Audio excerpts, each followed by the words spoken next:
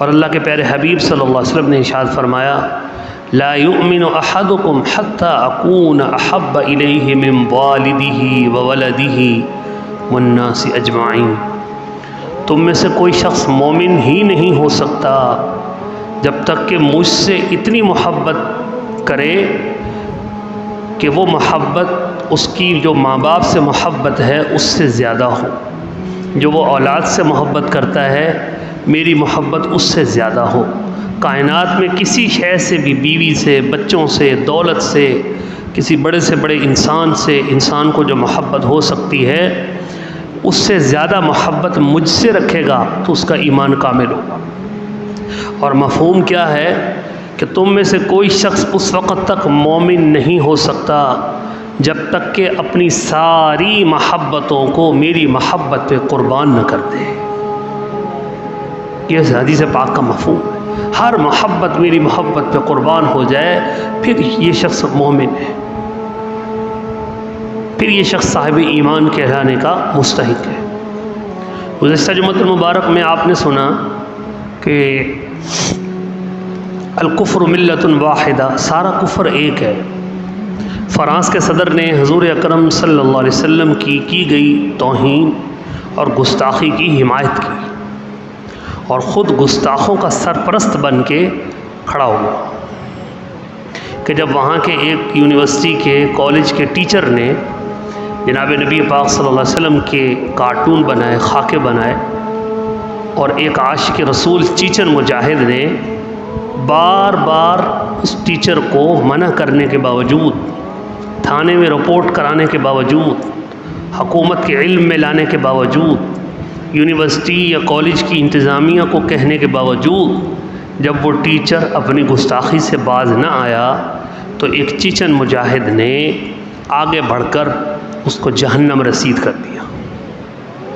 اس کو جہنم رسید کر دیا۔ تو جب وہ جہنم رسید ہوا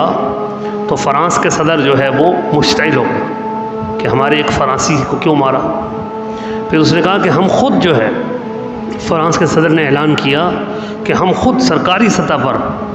مسلمانوں کے نبی جناب محمد الرسول اللہ صلی اللہ علیہ وسلم کے کارٹون بنائیں گے، ہم ان کے خاکے بنائیں گے، اور یونیورسٹی کے دروازوں پر اور بڑے بڑے چوکوں میں، تعلیمی اداروں میں اور جگہ جگہ ہم لگائیں گے یہ کارٹون، یہ خاکے مسلمانوں کے نبی کے بنا کے ہمیں کو روک کے دکھائے، کوئی ہمیں روک کے دکھائے۔ توبہ نعوذ باللہ، کمزوری مسلمانوں کی۔ ہمارے مسلمان ساری دنیا کے، خاص طور پہ عرب، سعودی عرب ہوں یا دیگر عرب ممالک ہوں، وہ ڈالر کی مستی میں ایسے گم ہیں کہ انہیں اس کے علاوہ کچھ اور دنیا میں نظر ہی نہیں آتا۔ اے کاش کہ وہ عشق رسول، اگر صرف دنیا کے عرب مسلمان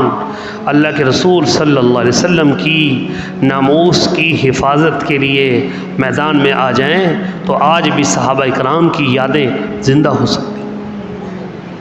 کیونکہ یہ صحابہ کرام کی اولاد ہے۔ اللہ تعالیٰ ان کو غیرت ایمانی نصیب فرمائے۔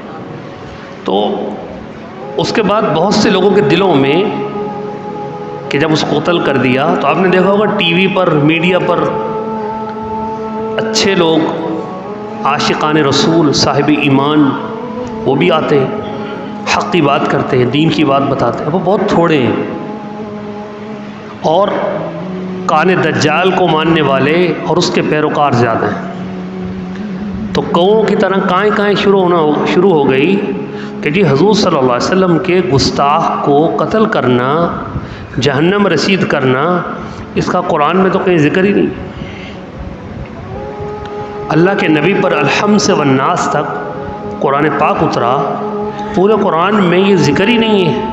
کہ نبی علیہ السلام کا جو گستاخ ہو اس کو قتل کر دو۔ تو مسلمان کیوں کہتے ہیں کہ نبی کے گستاخ کو جہنم رسید کرو؟ کسی نے کہا کہ جی کسی حدیث میں بھی نہیں ہے، خدا جانے یہ کہنے والا گونگا بہرا اندھا ہے کہ نہ قرآن پڑھتا ہے نہ حدیث پڑھتا ہے، یا پھر ڈالروں نے اور لفافے نے اندھا کر دیا ہے کہ جیب میں لفافہ آ گیا، اب وہ بات کرنی ہے جس سے اگلے دن اس سے موٹا لفافہ ملے، اگرچہ وہ بات قرآن کے خلاف ہو، حدیث کے خلاف ہو۔ عجیب بات کہ عجیب بات ہے کہ ایسی روز روشن کی طرح، اب آج جمعہ کا دن ہے، کوئی شخص کھڑا ہو کے کہہ دے جی صاحب آج جمعہ نہیں، یہ بات تو ایسی ہے ہی نہیں کہ اس پہ آپ دلیل قائم کریں کہ بھی کل جمعرات تھی، پرسوں بدھ تھا، پھر منگل تھا،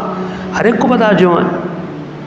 کوئی عین دوپہر کے باہر کھڑا ہو جائے اور اوپر دیکھ کے کہے جی سورج نہیں ہے، اس وقت رات ہے، تو آپ کہو گے بھائی یا تو یہ پاگل ہے یا یہ اندھا ہے، دو ہی باتیں، پاگل ہے تو علاج کرائے، اندھا ہے تو پھر اس کا قصور ہی نہیں، ہے ہی اندھا، ہے ہی اندھا۔ اور اندھے بھی کئی قسم کے ہیں، اللہ نے قرآن میں فرمایا وَلَهُمْ أَعْيُنٌ لَا يُبْصِرُونَ بِهَا، بہت سے آنکھوں والے ایسے ہیں کہ جن کی آنکھیں ہیں لیکن ان کو نظر نہیں آتا، کیوں؟ اس لیے کہ ان کی یہ ظاہری آنکھیں تو دیکھتی ہیں لیکن دل کی آنکھیں بند ہیں، وہ بالکل اندھے ہو چکے ہیں، دیکھ کر بھی اندھے ہیں، دیکھ کر بھی اندھے ہیں۔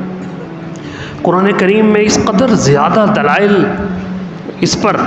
کہ جو اللہ کے نبی صلی اللہ علیہ وسلم کی گستاخی کر دے وہ واجب القتل ہے، اگر واجب سے بھی اوپر کا کوئی لفظ ہے تو وہ بھی استعمال ہو سکتا ہے، اس کو قتل کرنا فرض ہے۔ اسی طرح احادیث طیبہ میں مستند ترین احادیث صحیح بخاری شریف کی اس پر بھری ہوئی ہیں کہ جو نبی علیہ السلام کا گستاخ ہے وہ جہنم رسید کرنے کا حقدار ہے، وہ واجب القتل ہے۔ چند ایک مثالیں ہم قرآن سے، تاکہ ہماری، میں نے ابھی حدیث پڑھی کہ ہم اس وقت تک مسلمان نہیں ہو سکتے جب تک نبی کی محبت ہر چیز سے زیادہ نہ ہو، اور ہر شخص کے پاس، ہر گھر میں ٹی وی ہے، ہر شخص کی جیب میں موبائل ہے، اور جس کی جیب میں یہ موبائل ہے اس کی جیب میں ساری دنیا ہے، اور طرح طرح کے لوگ موبائل میں اور سوشل میڈیا پر اور اس طرح سے وہاں سے ان ایسے مفکروں کو سنتے ہیں،